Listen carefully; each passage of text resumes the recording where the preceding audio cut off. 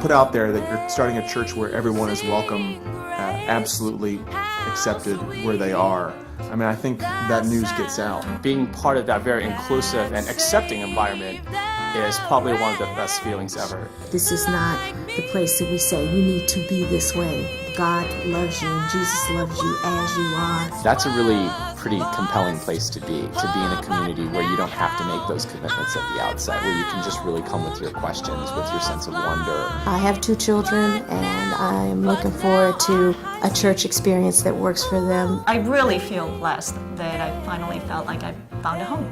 We started last July with Trey and I and our families, so we were under 10 people, and we had this vision for what this church could become. And it was all on paper, and we got really excited about the kind of church that we wanted to build.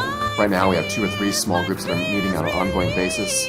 Bible studies, we have an LGBT group that is meeting regularly. We do music from jazz to contemporary to old hymns to gospel to YouTube. So far we have volunteered at places like the Greater Chicago Food Depository and the Night Ministry. There are tons of ways of following Jesus, and that can be frustrating for some religious people who want to say, this is what following Jesus looks like.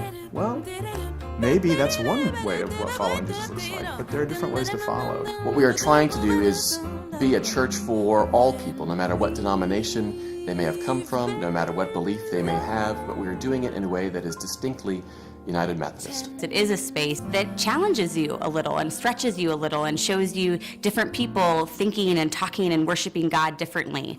And that's a good thing. I've met people that I think hold really different beliefs than I do, and yet who've given me pause and made me think, and that's really exciting. That feels challenging to me. The sermons are relevant, and that's not something that I had necessarily had experience with in the past. Jesus was one who welcomed all to the table. You don't have to be anything besides who you are at this church. It's a fun place to be. Faith does actually make a difference in the way you live, in the way you experience the world, in the way you love and allow yourself to be loved. It's probably not a coincidence that you're listening to this message right now, so come and see. What could it hurt?